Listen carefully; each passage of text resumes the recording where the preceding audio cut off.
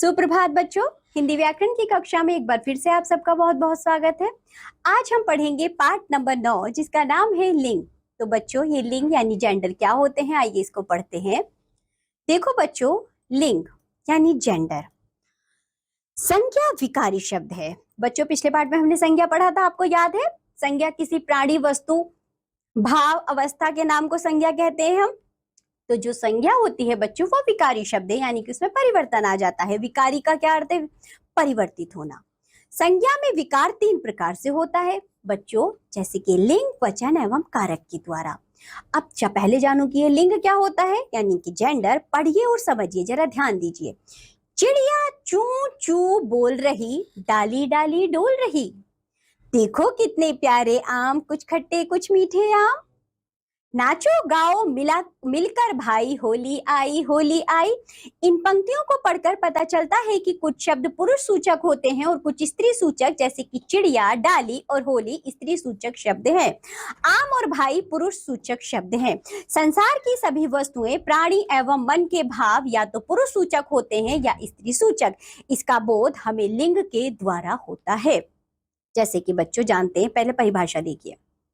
शब्द के जिस रूप से पता चले कि वह पुरुष जाति का है अथवा स्त्री जाति का, उसे व्याकरण में लिंग कहते हैं। लिंग के भेद जानिए पहले। काइंड्स ऑफ जेंडर क्या होते हैं? हिंदी में लिंग के 2 भेद माने जाते हैं, ठीक है। पुल्लिंग यानी कि मैस्कुलाइन जेंडर, स्त्रीलिंग यानी कि फेमिनाइन जेंडर। पुल्लिंग यानी मैस्कुलाइन जेंडर क्या होते हैं? जिस शब्द से किसी प्राणी, वस्तु या भाव के पुरुष जाति के होने का ज्ञान होता है उसे पुल्लिंग कहते हैं, जैसे आदमी, बालक, बैल, तोता, बंदर, शिक्षक आदि। दूसरा है बच्चों स्त्रीलिंग यानी कि फेमिनाइन जेंडर। जिस शब्द से किसी प्राणी, वस्तु या भाव के स्त्री जाति के होने का ज्ञान होता है उसे स्त्रीलिंग कहते हैं, जैसे बालिका, गंगा, मलाई, गाय, शिक्षिका आदि। लिंग निर्धारण देखो बच्चों किस प्रकार होता है। लिंग की पहचान का निर्णय प्रायः 2 प्रकार से किया जाता है, शब्द के अर्थ द्वारा अथवा शब्द के रूप द्वारा। प्राणीवाचक शब्दों का निर्णय अर्थ के अनुसार किया जाता है तथा निर्जीव वस्तु एवं पदार्थों का लिंग निर्णय रूप के आधार पर होता है। हिंदी में प्राणीवाचक शब्दों का लिंग निर्णय उनके पुरुषत्व या स्त्रीत्व को देखकर सरलता से कर लिया जाता है, जैसे कि बच्चों चाचा, चाची, दादा, दादी, ताऊ, ताई, मोर, मोरनी, घोड़ा, घोड़ी, बैल, गाय। निर्जीव वस्तुओं या पदार्थों के लिंग निर्धारण में सबसे अधिक कठिनाई आती है, जैसे कि चित्र, जल, दूध, कमरा, कोठरी आदि। इन्हें प्राणीवाचक शब्दों की भांति स्त्री या पुरुष वर्ग में नहीं बांटा जा सकता। इन शब्दों का लिंग निर्धारण इनके प्रयोग के आधार पर किया जाता है। उदाहरण के लिए देखिए बच्चों, मैंने भोजन खाया तो मैंने खीर खाई, यह पुल्लिंग है बच्चों। मैंने भोजन खाया, स्त्रीलिंग है, मैंने खीर खाई। उसने चित्र बनाया, पुल्लिंग है। मैंने तस्वीर देखी, यह स्त्रीलिंग है। रवि ने पेन खरीदा, पुल्लिंग है। मैंने पेंसिल खरीदी, यह स्त्रीलिंग है। चलिए आगे देखें। इन वाक्यों में भोजन, चित्र और पेन शब्दों के साथ प्रयुक्त क्रियाओं जैसे कि खाया, बनाया, खरीदा से ज्ञात होता है कि ये सभी पुल्लिंग है, जबकि खीर, तस्वीर और पेंसिल शब्द स्त्रीलिंग है। अप्राणीवाचक शब्दों के लिंग निर्धारण का आधार उनके साथ प्रयुक्त क्रियाएं हो सकती है, जैसे कि बच्चों टोप नया है, टोपी नई है। कंबल पुराना है जो कि पुल्लिंग है, चादर पुरानी है जो कि स्त्रीलिंग है। पत्ता हरा है तो पुल्लिंग है, पत्ती हरी है तो यह स्त्रीलिंग है। तना मोटा है, पुल्लिंग है, डाली पतली है तो यह स्त्रीलिंग है। उपर्युक्त वाक्यों में टोप, कंबल, पत्ता एवं तना अप्राणीवाचक शब्द हैं और उनके साथ प्रयुक्त विशेषणों से यह पता चल जाता है कि इन शब्दों का प्रयोग पुल्लिंग की भांति किया गया है, जबकि टोपी, चादर, पत्ती एवं डाली शब्दों के साथ प्रयुक्त विशेषण इस तथ्य की ओर संकेत कर रहे हैं कि सभी स्त्रीलिंग की भांति प्रयुक्त हुए हैं। अप्राणीवाचक शब्दों के लिंग निर्धारण का आधार शब्दों के साथ प्रयुक्त विशेषण हो सकते हैं। आगे देखो बच्चों, पुल्लिंग की पहचान के कुछ नियम। प्राणीवाचक पुल्लिंग संज्ञाएं जैसे कि पुरुष, आदमी, मनुष्य, शेर, चीता, हाथी, कुत्ता, घोड़ा, तोता, मेंढक, सांप, कबूतर, बंदर, मच्छर। पशु, कौवा, खरगोश आदि शब्द पुल्लिंग हैं। तो वहीं बच्चों जो अप्राणीवाचक पुल्लिंग संज्ञाएं हैं, नीचे लिखी संज्ञाएं प्रायः पुल्लिंग होती हैं, जैसे दिनों के नाम सोमवार, मंगलवार, बुधवार, बृहस्पति, शुक्र, शनि, रविवार। महीनों के नाम सभी महीनों के नाम, जैसे कि चैत्र, वैशाख, ज्येष्ठ, आषाढ़, सावन, मार्च, अप्रैल, जून, अगस्त, अक्टूबर, नवंबर, दिसंबर आदि। पर्वतों के नाम हिमालय, कैलाश, विंध्याचल, आलपरा, अरावली आदि। फलों के नाम आम, सेब, केला, संतरा, अमरूद, अनानास, चीकू आदि, लेकिन अब बाद है इसमें लीची और नाशपाती। वृक्षों के नाम नीम, बरगद, बबूल, आम, अमरूद, अशोक, ताड़ आदि।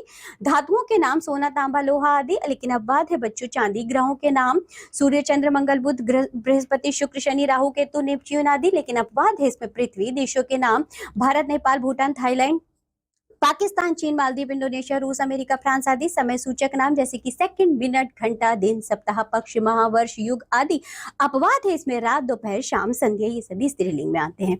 आगे देखो बच्चों, द्रव्य पदार्थों के नाम जैसे कि तेल, घी, दूध, शरबत, मक्खन आदि। वर्णमाला के अक्षर जैसे कि सभी वर्ण पुल्लिंग है, अपवाद है इसमें ई और ई। समुद्र के नाम जैसे कि बच्चों हिंद महासागर, प्रशांत महासागर, आर्कटिक महासागर आदि। मूल्यवान पत्थर रत्न जैसे कि हीरा, पुखराज, नीलम, गोमेद, पन्ना, मोती, माणिक्य आदि। अपवाद है इसमें मणि। जिन शब्दों के अंत में आपा, खाना, तो, वाला, पन, एरा, आव, आव, आर, दान, आवा आदि आते हैं वे शब्द प्रायः पुल्लिंग होते हैं। आपा बच्चों बुढ़ापा, मोटापा आदि। खाना डाक खाना, पागल खाना, दवा खाना, दीवान खाना आदि। तो देवत्व, स्त्रीत्व, ब्रह्मत्व, प्रभुत्व आदि। वाला फल वाला, चाय वाला, अंडे वाला, दूध वाला, सब्जी वाला आदि। पन बचपन, लड़कपन, पागलपन आदि। जिन शब्दों के अंत में ख, ज, उत्तरा होता है वे पुल्लिंग होते हैं जैसे कि सुलेख, खा वाले देखिए सुलेख, दुख, सुख, नक्षिक आदि। जा वाले पंकज, धीरज, नीरज, जलस, सरोज आदि। त्रा वाले पत्र, चित्र, सत्र, मत्र, मित्र आदि। शरीर के कुछ अंग सिर, बाल, माथा, नाक, गाल, कान, ओंठ, मुंह, दांत आदि। नित्य पुल्लिंग शब्द जैसे कि बच्चों तोता, कौआ, खटमल, पक्षी, उल्लू, कीड़ा, भेड़िया, चीता, गेंडा, पशु, मच्छर आदि शब्द पुल्लिंग रूप में ही प्रयुक्त किए जाते हैं।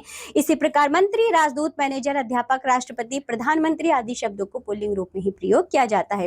स्त्रीलिंग की पहचान के नियम देखिए बच्चों, जिन संज्ञा के अंत में आ, ई अथवा उ हो वे स्त्रीलिंग होते हैं जैसे आ दया, कृपा, क्षमा, याचना, करुणा, वंदना आदि। ई रीति, रिद्धि, सिद्धि, समिति, शांति, अग्नि, हानि आदि। अपवाद है रवि और कवि। उ वाले रेणु, धेनु, वायु, मृत्यु, धातु, आयु आदि। जिन शब्दों के अंत में आह, टावट, इया, ता, आई, ई, इमा, आस, री, त, उ आदि आते हैं वे प्रायः स्त्रीलिंग होते हैं। जैसे आहट देखिए बच्चों, गर्माहट, घबराहट, चिकनाहट, चिल्लाहट, मुस्कुराहट, गुर्राहट। इया वाले लुटिया, चुटिया, चुहिया, कुटिया, गुड़िया, बुढ़िया, डिबिया आदि। ता वाले चिंता, लघुता, कटुता, मनुष्यता, पशुता, दासता, एकता, सरलता, विफलता आदि। आई वाले बुराई, भलाई, लड़ाई, पढ़ाई, चटाई, बुनाई, ढिलाई, सिलाई आदि।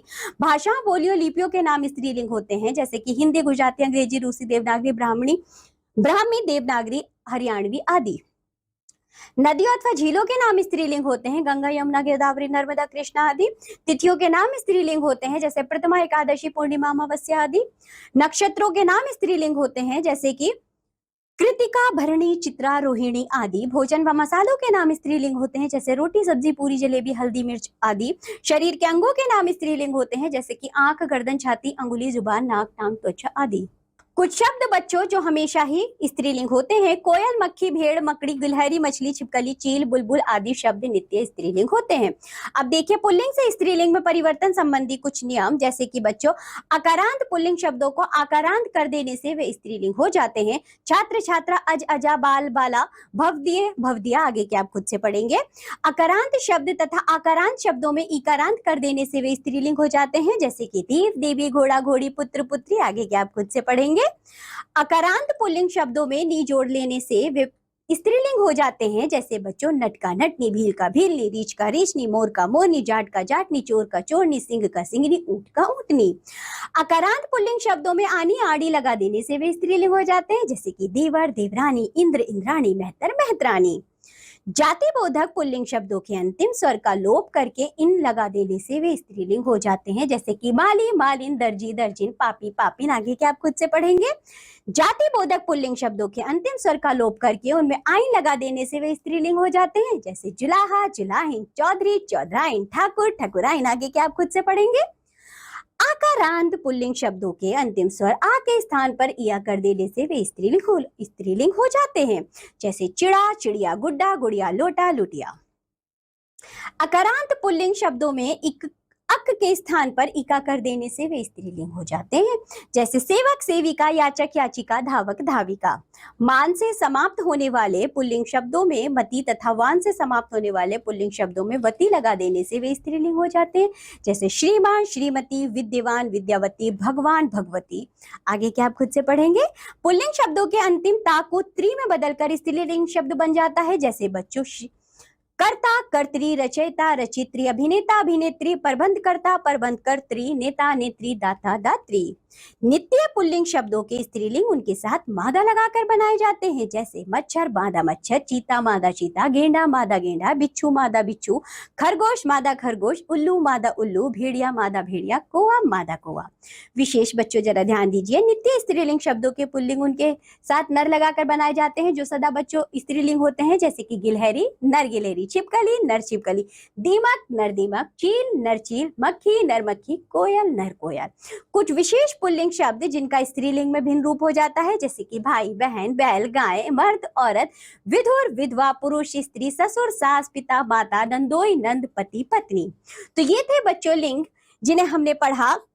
लिंग के बच्चों जो संज्ञा के शब्द होते हैं उनमें जो परिवर्तन आता है वह संज्ञा, वचन और कारक के अनुसार आता है। तो बच्चों में से हमने लिंग पढ़ लिया है, आप लोग इन्हें अच्छे से याद करेंगे, इनके नियमों को जानेंगे और अपनी भाषा को सुधारेंगे। तो चलिए अब हम मिलेंगे आपसे अगली कक्षा में।